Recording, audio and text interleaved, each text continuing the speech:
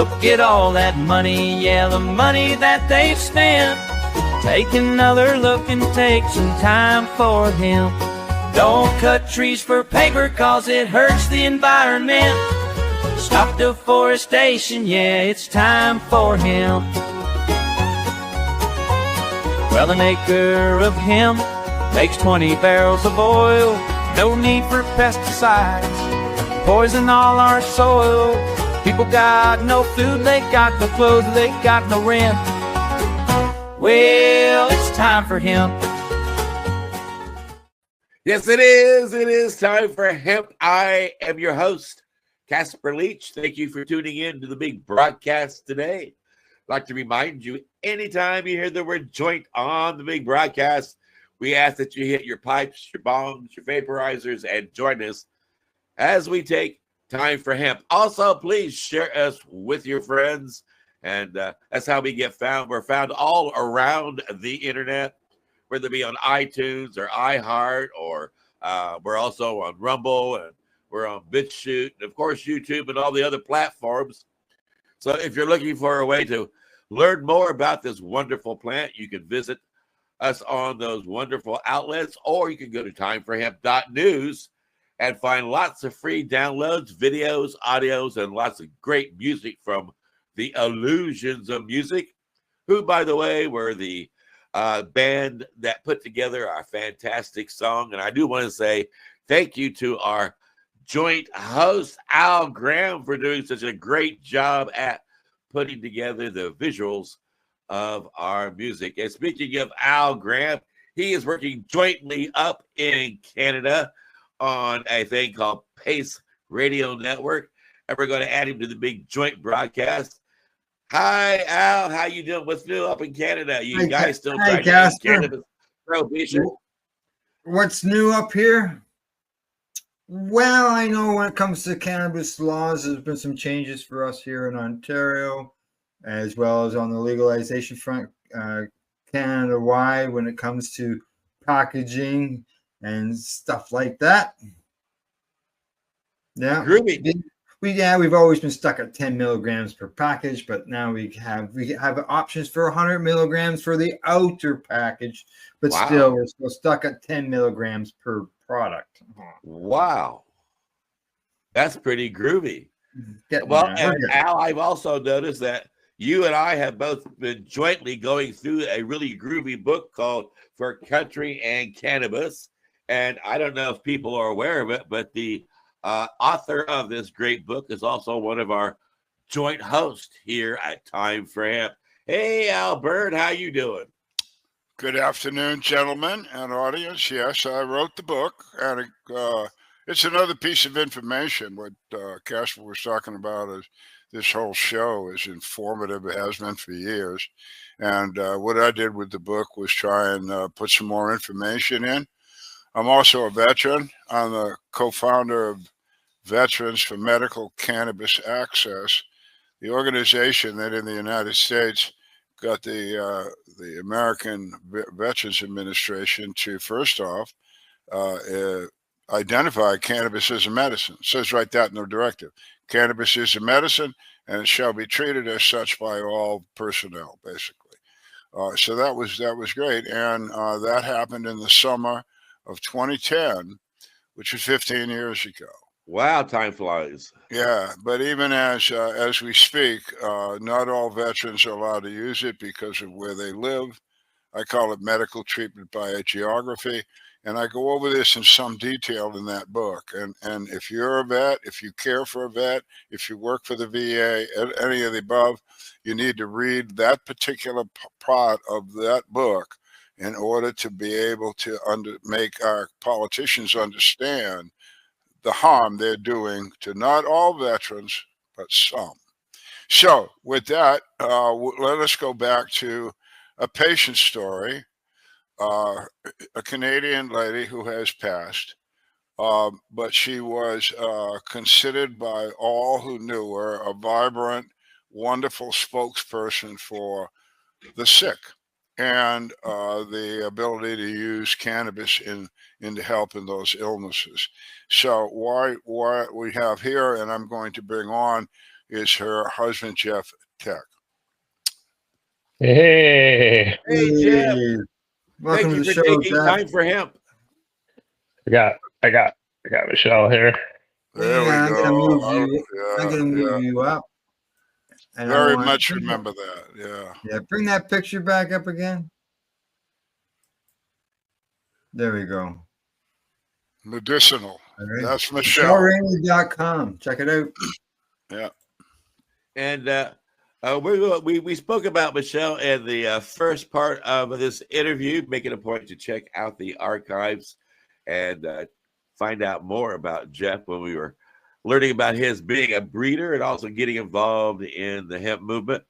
But we've all introduced you to Michelle Rainey. She is an inspiration to many people. Still, she had Crohn's disease, but she also had an attitude that she wasn't going to quit. And that she utilized her path in life as a tool for ending cannabis prohibition. She worked diligently to educate the world about how important it is to take time for hemp. And we're going to share that with you. Now, it's our way of raising the dead. We're focusing on the archives here. There's a lot of voices that are very important to hear from still. And with that said, if you get a chance to visit timeforhemp.news and go through the archives, you'll be introducing yourself to a lot of other hemp heroes like Michelle Rainey. That's right, you will be. And just so you bring Jef back into the broadcast here. He lost his connection, but he's back. Yes, Michelle's inspired a lot of people. She helped a lot of people. She gave out packages. There was that care package she gave out to everybody so they helped them get their licenses, so on and so forth, big time. So would you like to hear from Michelle herself? We can do that right now. Please do. All righty, here we go.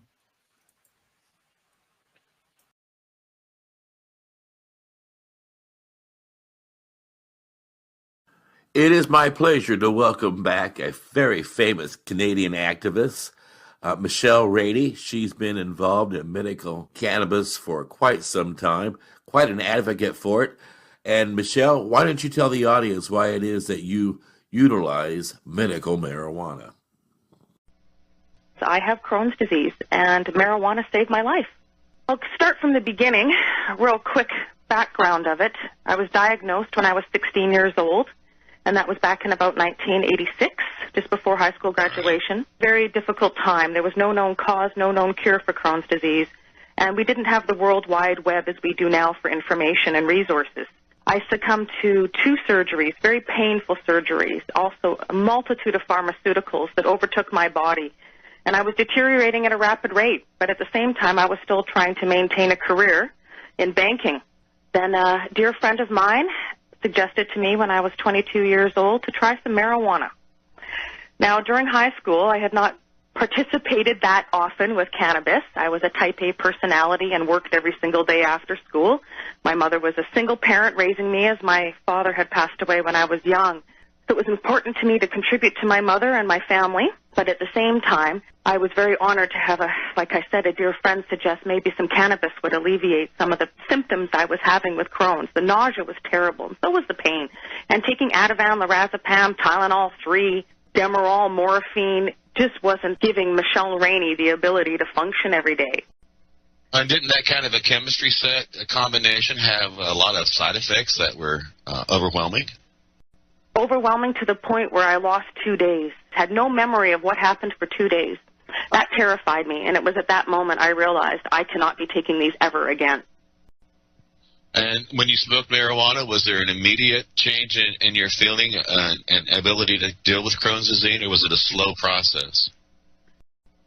It alleviated my nausea immediately. I was able to eat, and I didn't find myself having the terrible cramping that comes with having Crohn's disease. I have chronic diarrhea, and I will have that for the rest of my life. And I have no problem with that, trust me. I carry my Huggies baby wipes wherever I go. I love the fact that apparently in Europe and Japan there are bidets everywhere. I'll have to write a book someday on all the potty stories. I know where all the clean toilets are all over Canada. It's a situation, Crohn's disease, you have to look at it with humor. You really do, because what goes into your body wants to come out very quickly. And it's almost like, how can I compare it? I met a bunch of physicists who told me we can digest small particles of glass, but apparently digesting nails is even more painful. So I use that as an example. Picture yourself eating a bunch of nails, having it go through your system. It chops everything up. Marijuana has enabled me to be Michelle Rainey again, to be outgoing, to be the person I've always been. That's the workaholic as well as the compassionate caregiver. And at the same time, I can function. I don't feel like I need to pass out and fall asleep. I don't feel like I'm going to lose a day. I don't feel delirious. Michelle, I can't express how wonderful it's been to see you again. Thank you for taking time for hemp. Casper, it is an honor and a pleasure to be on your show. I've been a fan of yours for a long time, and thank you very much. I love you, Michelle. I sure miss you. And Michelle also made it a point to put a spotlight on the working girls in the neighborhood. She'd ask people to adopt a prostitute, adopt a hooker. She made it a point to let people know that they're not out there because they want to be. They're out there because they need to be. And it would not be any problem just to like go out and rent them for an hour just to sit and talk, and just to take them out for a nice lunch and to make friends with them and let them know that they're not alone. So Michelle Rainey would ask anybody listening to please adopt a hooker.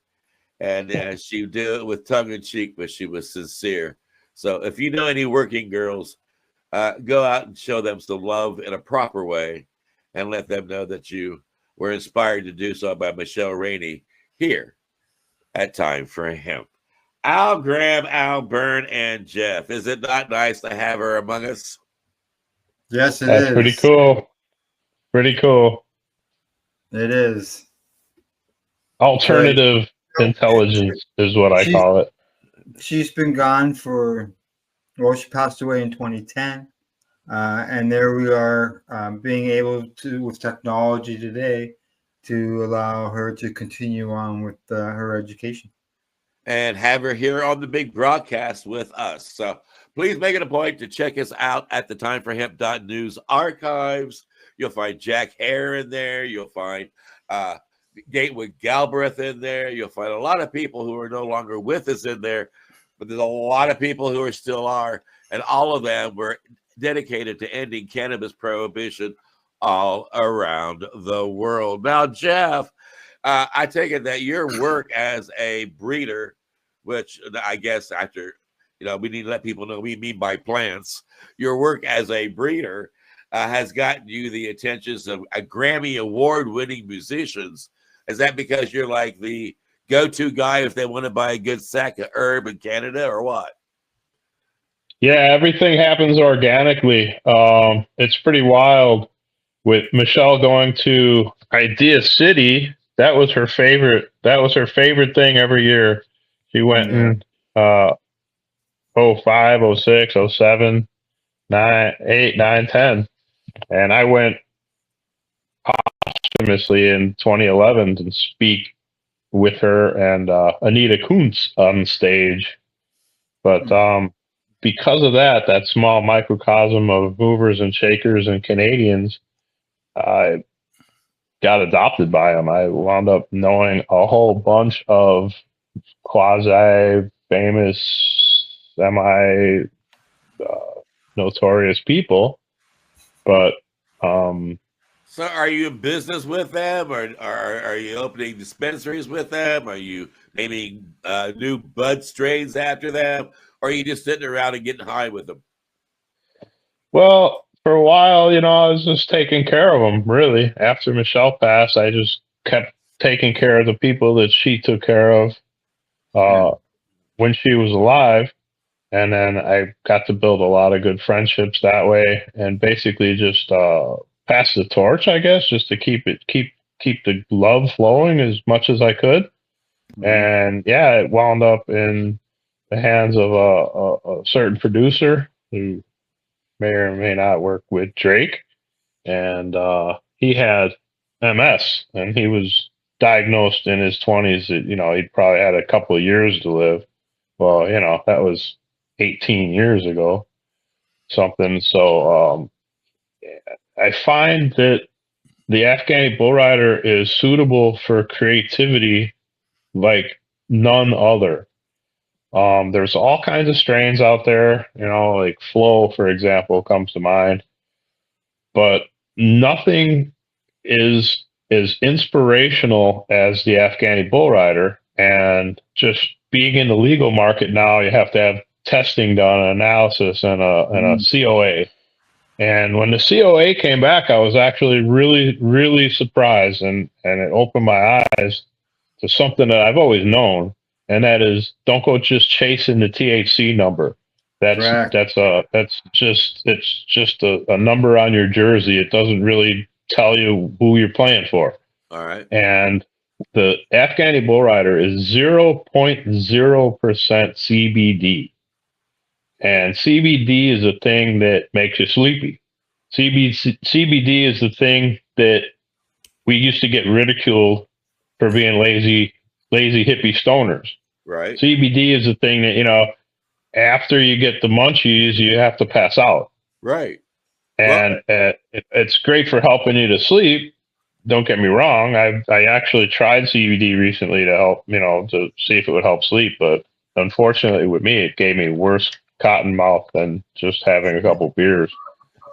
But that's the thing about Afghani Bullrider. You can smoke it all day, and it's just as uplifting as the very first time you smoked it. Well, and it doesn't matter if it's been 10 years or if it's been 10 minutes. When you smoke it, you're immediately uplifted, which really helps the creative types in our society. The musicians, actors, activists, anybody, Michelle, keep going. It's like a cup of coffee. One of the reasons why I can't do indicas is because of just that. They make me sleepy and tired, and I'm 100, so I got a problem staying awake as it is. I nap in between eating, with a fork in my mouth. But with the Afghan part of it, it makes me think that it was an indica strain. That you say, or the effects are along the. So would that be more because of the terpenes that came with it? That the effects of them. Well, see, that's a great question, Al, because I've always considered it to be a hybrid. I consider it's so unique, and so many people have said that there's cannabis, and then there's Bullrider, and when they say that, it's a compliment, but they're really referring to Afghani Bullrider, because Bullrider proper is an indica that grew all up and down the West Coast, from San Ysidro all the way up to Humboldt County. And it grew in people's backyards since the 90s. Wow. Now, that was a knock you down strain. Straight Bullrider proper was an unbelievably powerful strain. Now, when it got accidentally crossed with that Afghani male that was covered with crystal in my buddy's backyard in El Cajon, or Lakeside, technically, it just changed. It just shook everything up. So that's why when you smoke it, there's reminiscent of the 70s when you first smoked some Acapulco Gold. When you smoke it on a certain temperature, humidity, and you hit it, and it's just like, wow, I remember that. Like, so people that have never smoked Bullrider, Afghani Bullrider, I mean, are brought back to a time and place and space where we didn't even have names. Yeah. Very few names. Well, very few names.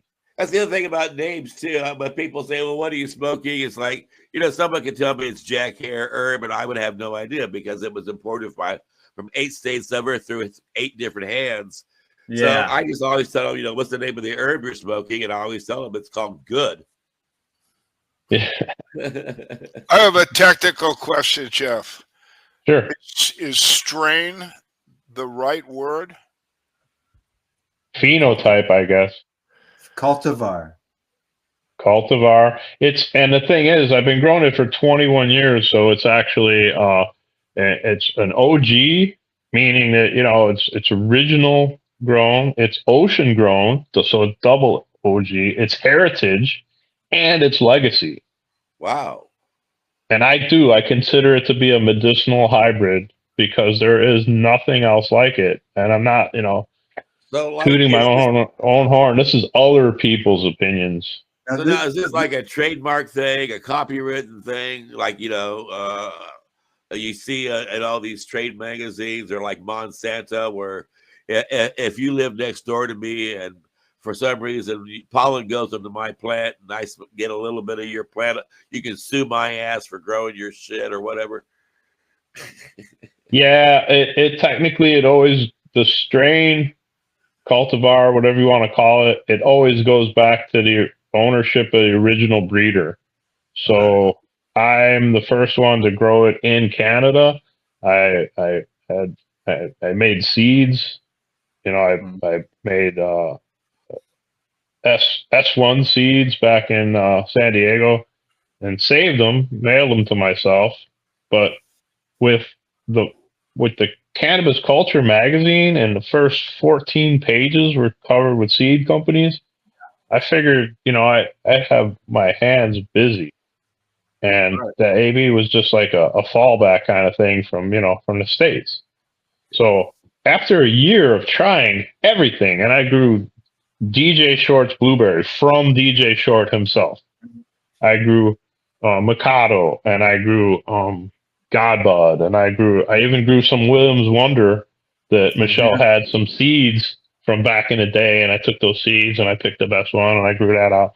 And I remember I grew the Hemp Star, and I grew Shark Shock, and all these things, and they were just substandard. They were just, they're coming out. I mean, they're coming out better than the breeders originally intended, but they still weren't like anything to really write home about. You know what I mean?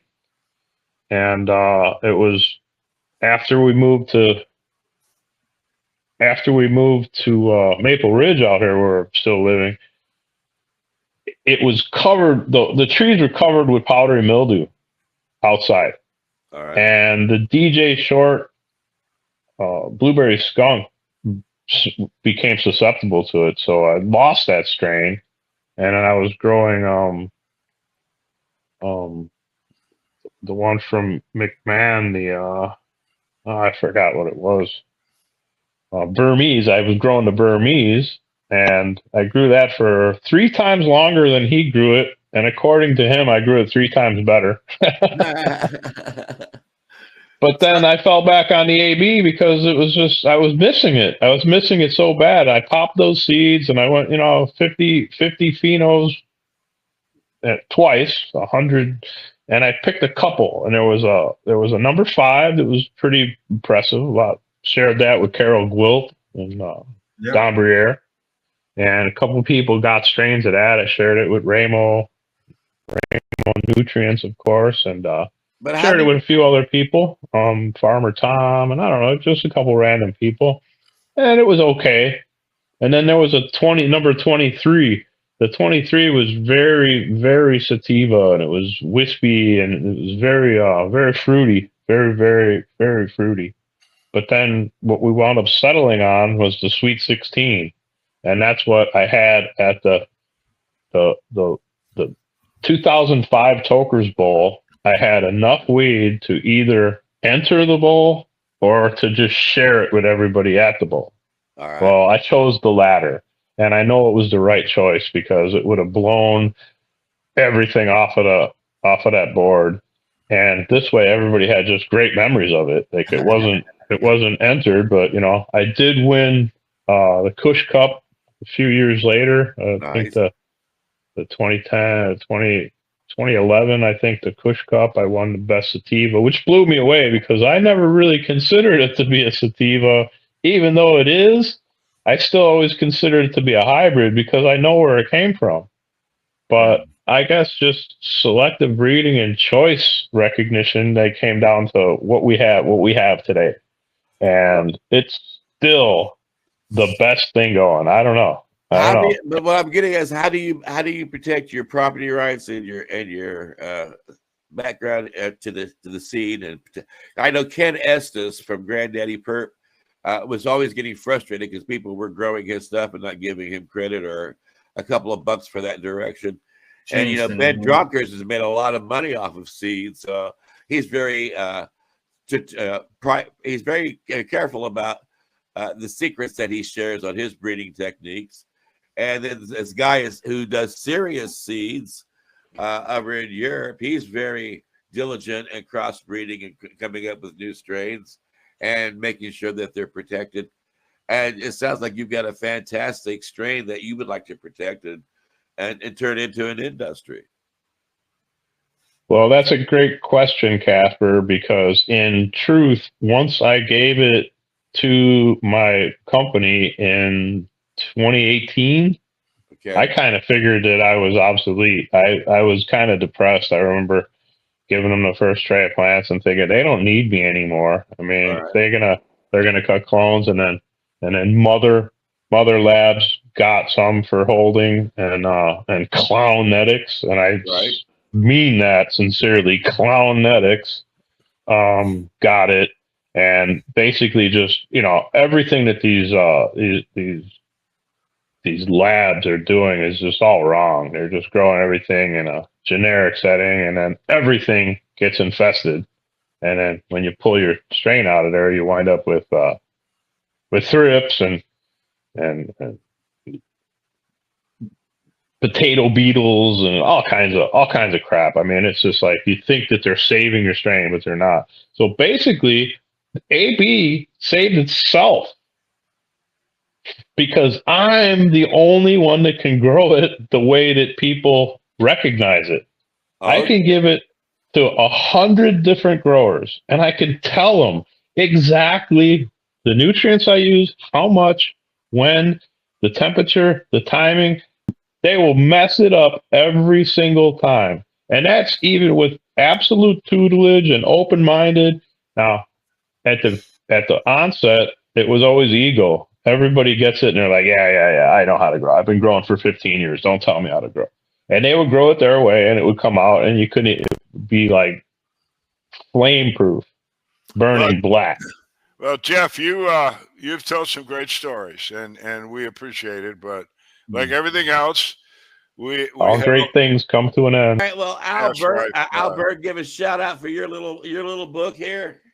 Yes, there's my little book, 360 pages.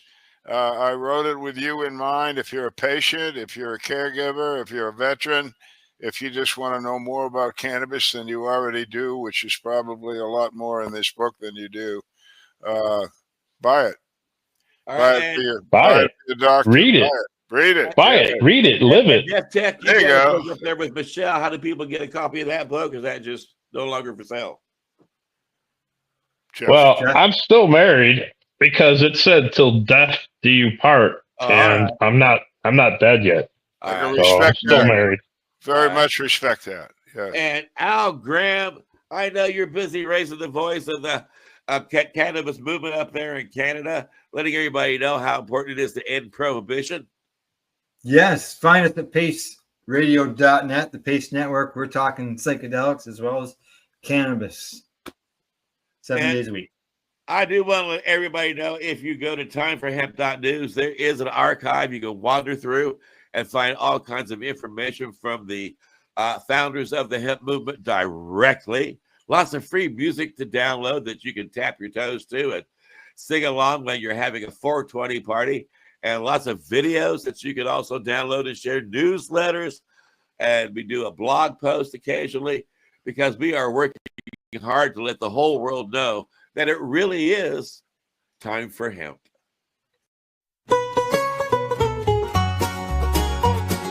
Look at all that money, yeah, the money that they've spent. Take another look and take some time for hemp. Don't cut trees for paper, cause it hurts the environment. Stop deforestation, yeah, it's time for hemp. Well, an acre of hemp makes 20 barrels of oil. No need for pesticides. poison all our soil. People got no food, they got no clothes, they got no rent. Well, it's time for hemp. Throughout Earth's history, hemp has been used, no mystery. Hemp was legal to pay you. Extra more than a centric act. Check your facts it.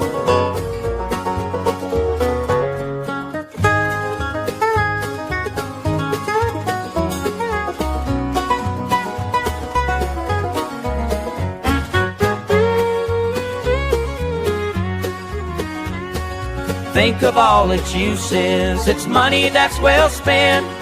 Right now, no excuses. It's time for him. Sustainable green industry, that's our intent. A better place this world will be. It's time for him.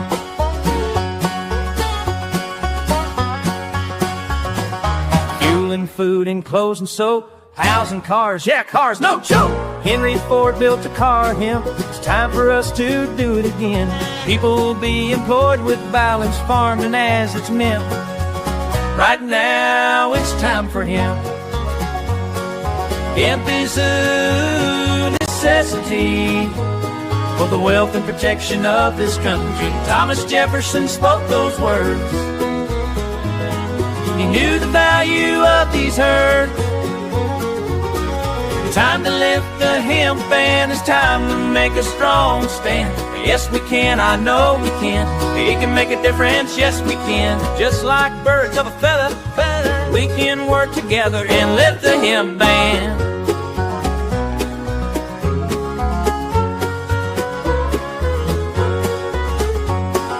Look at all that money, yeah, the money that they spend. Take another look and take some time for him. Don't cut trees for paper cause it hurts the environment. Stop deforestation, yeah, it's time for him.